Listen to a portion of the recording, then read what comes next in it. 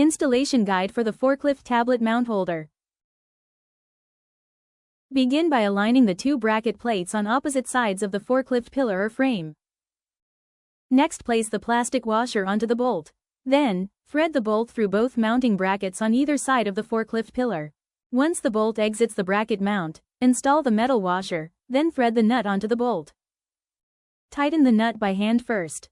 If additional tightening is required, use the Allen wrench included in the kit. Squeeze the arm clamp to open it, then attach it to the ball joint on the interior bracket. Connect the opposite end of the clamp to the ball joint on the tablet holder. Tighten the wing nut clockwise to lock the clamp and secure the tablet holder.